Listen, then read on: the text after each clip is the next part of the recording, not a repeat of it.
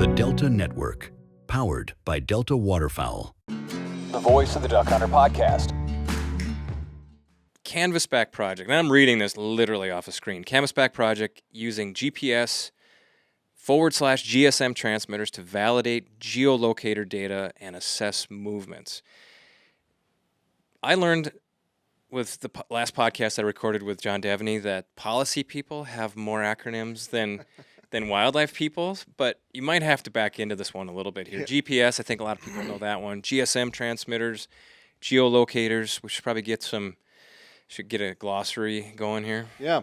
So this project is really about trying to improve the accuracy of a geolocator. So most folks are familiar with the GPS GSM devices that Waterfowl Research is using now. They're highly accurate. They're pretty small. They can be on a backpack or on an implant inside the duck. And the GSM part of that is the fact that they use cell phone networks to connect to towers and then give us the data that way. So old transmitters used to use like PTT, platform terminal transmitters, where those data would go to a satellite and then come back down. Now we use cell towers as the most common way to transmit data. So geolocators are a little bit different. Maybe you've seen these in our magazine, or maybe you've harvested one, but geolocator is a tiny device. It's about an inch or a little less than an inch, and it fits on a leg band, on a tarsal band, a small leg band. And what that device does is it records a timestamp, and also it records the hours of daylight at the bird's position. And so between those two things, the timestamp and the hours of daylight, you can get a general position of where that bird is in the world. It's not like a GPS location. Mm-hmm. It's not a pinpoint. It's kind of an ellipse of where that bird is. And depending on the times of the year, those ellipses can be quite large, like a couple 100 miles, or they can be quite small. They're really tough around the equinoxes and things like that. But they're really cheap, and they're really cost effective, and you can deploy a lot more of them at a broader scale, and as compared to a GPS device. GPS devices are pretty expensive.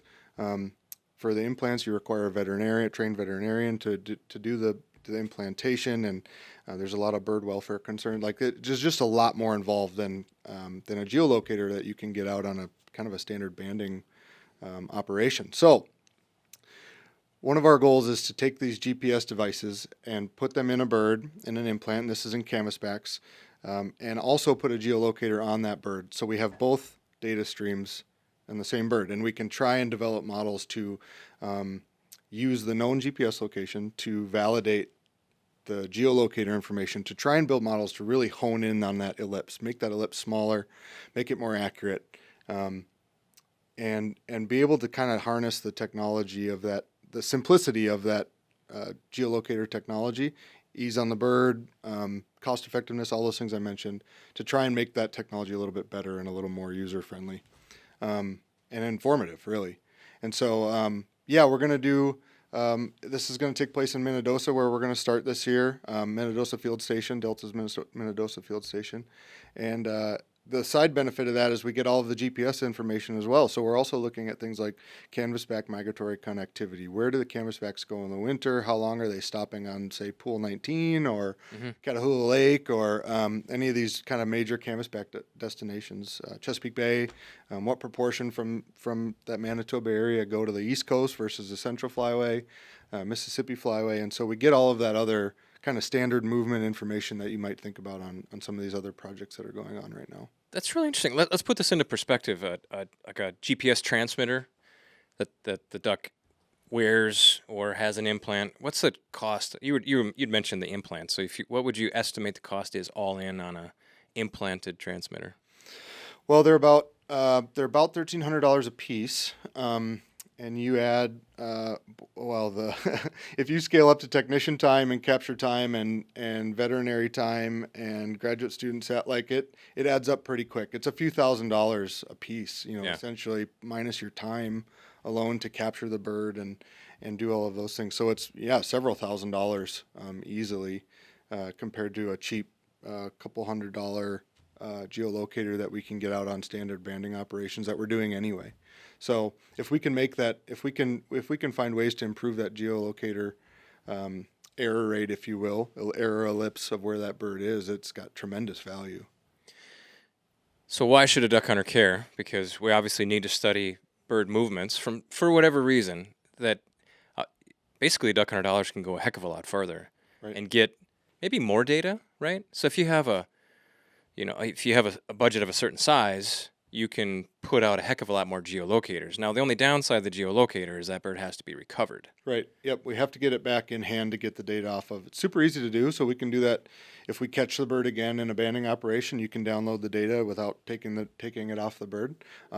We've had several hunters this season harvest them, and that's a very common way we get them back. And we can get the geo back and download the data and send it back to you for your mount or whatever. But yeah, that's the one downside is they do need to be recovered. So you need to put out quite a few more of them, a bigger sample size to be able to have kind of the same data. Todd, what percent? If you put out 1,000, what would be a return rate? On female canvasbacks, a return rate, 5 to 10% if we're talking harvest, and every hunter who recovers one phones the phone number we provide and turns it in. But also, if the ones who survive, if they come back, if we can find them, if we can find their nest, capture them again, that's where probably most of the data is going to come back from, because canvasbacks are really site faithful. If they survive, females will come back to the same general area. And we've had crews working in Minnedosa on canvasbacks for more than 10 years, so there's a good chance we'll also encounter them that way. But both ways provide data. That's great. I want to. So the geolocator, it's attached to a leg band, and I think the other part too is we've spent time. One of the other studies that's wrapping up is just trying to identify the behavioral modifications that wearing a transmitter or having one stuck inside you.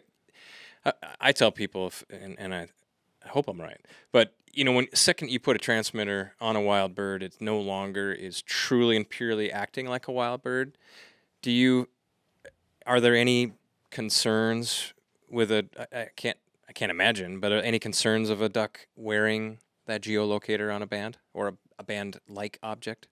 Yeah, almost. Well, we think it's much reduced from a transmitter, and so sometimes geolocators are used as a control in transmitter studies. We're actually working on one right now with a student at the University of Saskatchewan to understand different transmitter attachment types and their effect on bird movement and from daily movements to overall migration movements, and really try and understand what that bias looks like.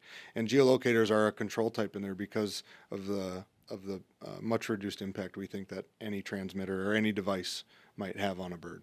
Yeah, I think those things are pretty neat, because I guess if you think about it, if you travel, no matter where you are in, I suppose, the world, there are certain daylight and darkness patterns, right? So if in this time of year, the farther north you go, it gets lighter.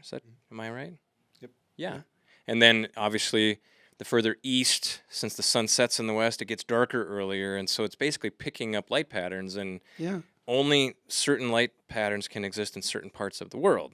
And so that's how you figure it out. So now you're trying to figure out how precise with the correction that same bird has a transmitter on, so you know where it was. Exactly. And then if you can get a recovery, or hopefully you will get a recovery with a banded bird. Yeah, the transmitter bird. The transmitter birds will know where they are, and we'll go out and target capturing those birds again the following year. So the GPS device will last at least a year, so that given Canvasback site fidelity and the GPS location, we should be able to go out and recapture that bird, get the data from the geolocator. That's exciting. And have that validated paired set.